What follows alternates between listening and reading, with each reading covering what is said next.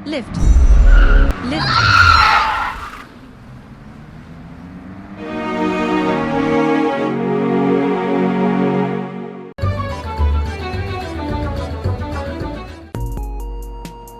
मिश्रा जी, आपके कितने पैसे हुए? साहब, मैं आपसे क्या बोलूं, टेम्पो के 2000 और थोड़ा बहुत हमाली का दे दो बस, और क्या चाहिए हम गरीबों को।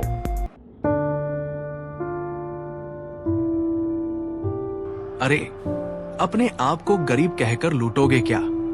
क्या बात कर रहे हो साहब, इतने बड़े शहर में आए हो, यहाँ के खर्चों के हिसाब से बहुत कम बोले हैं। और फिर आप जैसे अमीरों को पैसों की क्या तकलीफ? तकलीफ तो हम गरीबों को होती है जब परिश्रम के पूरे पैसे नहीं मिलते। ऐसी बात है तो ये लो, 3000 रुपए रख लीजिए। थैंक यू साहब, मैं तो आपको कंजूस समझ रहा था, आप तो दरिया दिल निकले। धन्यवाद साहब, अब मैं निकलता हूँ। मेरे माँ बाप कहते थे कि गरीबों का हक कभी नहीं मारना चाहिए। आप यहाँ पे नए नए आए हैं? जी। ओके, आप नए नए आए हो इसीलिए बता रहा हूँ। आप एक बात का ध्यान रखिएगा, 10 बजे के बाद उधर ऊंचे मार्ग पर जो सीधा रास्ता जाता है कल्याणपुर की तरफ, वहाँ से मत जाना। मगर मैं इसके पीछे का कारण जान सकता हूँ? ये मत पूछो, फिर भी बता देता हूँ। वहाँ एक चुड़ैल जो रहती है, कुछ लोग तो उसको एक लड़की की आत्मा बोलते हैं। ना जाने कितने लोगों का एक्सीडेंट करवा चुकी है उस लड़की की आत्मा। ठीक है, मगर आप लोग शहर में रहकर ये सब चीजें मानते हो? सच को कौन नकार सकता है? इस रोड पर ना जाने कितने लोगों की जान चली गई है, मगर जब तक इस तरह की घटना खुद की आंखों के सामने नहीं घट जाए तो बहुत कम लोग ही ऐसे होते हैं जिनको ऐसी बातों पर यकीन आता है। आप अपनी जगह सही हैं और मुझे भी आपकी बातों पर पूरा यकीन है, और आपके कहे अनुसार मैं उस रास्ते पर कभी नहीं जाऊंगा। मैं इस तरह की घटनाओं के बारे में कम ही विश्वास रखता हूं।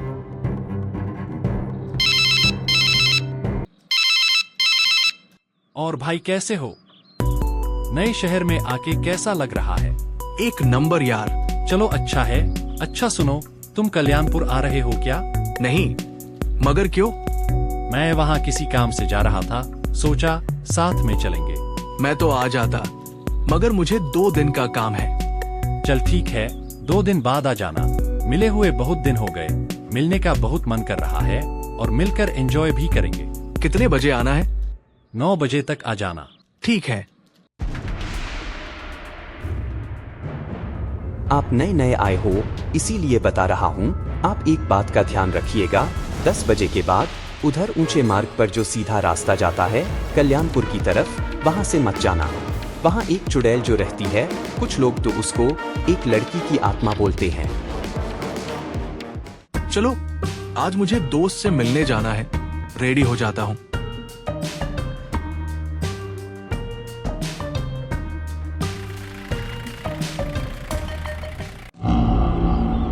गाड़ी रोक, गाड़ी रोक। क्या हुआ सर? कहाँ जा रहा है? क्या सर, ये रास्ता कल्याणपुर को ही तो जाता है। हाँ हाँ, मुझे मत सिखा, इतनी रात को क्यों जा रहा है? क्या कल की सुबह नहीं देखनी है? क्या बात करते हो सर? तेरे को पता नहीं है क्या? 10 बजे के बाद ये रास्ता बंद हो जाता है। हाँ पता है, मगर अभी तो 8 ही बजे हैं। पुलिस से जबान लड़ाता है। नहीं नहीं सर, मैं आज सुबह 9 बजे आया था। अभी अपने घर कल्याणपुर जा रहा हूँ। चल जल्दी निकल, और ध्यान रखना, अगली बार जाने नहीं दूंगा। ठीक है सर, चलो जान बची। और रमन कैसे हो? अच्छा हूँ यार। मैं कितनी देर से तुम्हारा वेट कर रहा था, भूख बहुत जोर से लगी है। चलो रेस्टोरेंट चलते हैं। चलो, क्या खाओगे? जो भी तुमको अच्छा लगे, ऑर्डर दे दो।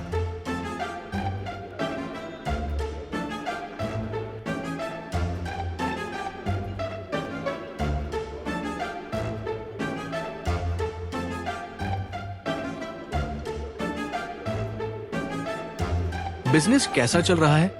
मस्त चल रहा है यार, बस ये महीने 5% के लॉस में है। कोई बात नहीं, सही हो जाएगा।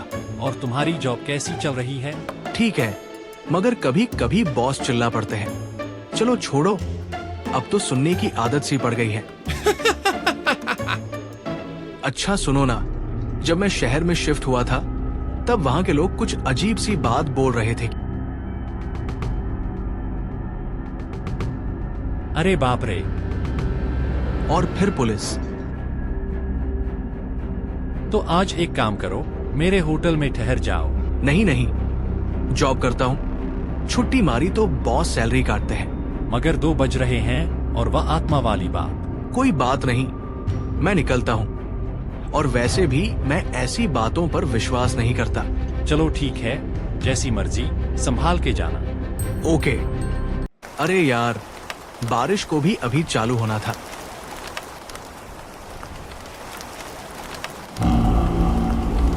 अरे ये क्या, कितने सारे डेंजर के साइन बने हुए हैं। आते में भी बहुत नजर आए थे, मगर ठीक से पढ़ा नहीं था। कुछ तो लिखा है, सावधान, यहां एक आत्मा का बसेरा है। अरे रे रे,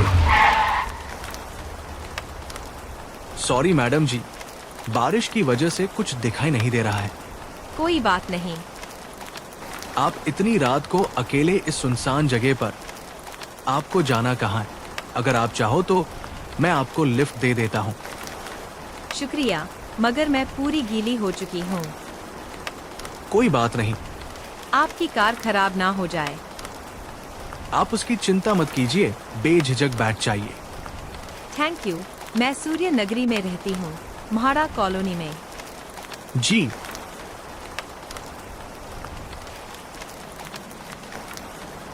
वाह, पर्स तो बहुत अच्छा लग रहा है।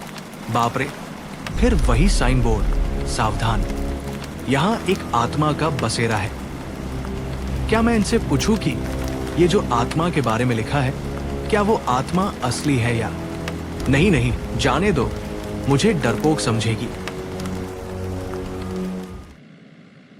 मैडम जी, आ गया आपका घर। जी शुक्रिया, अब मैं चलती हूँ।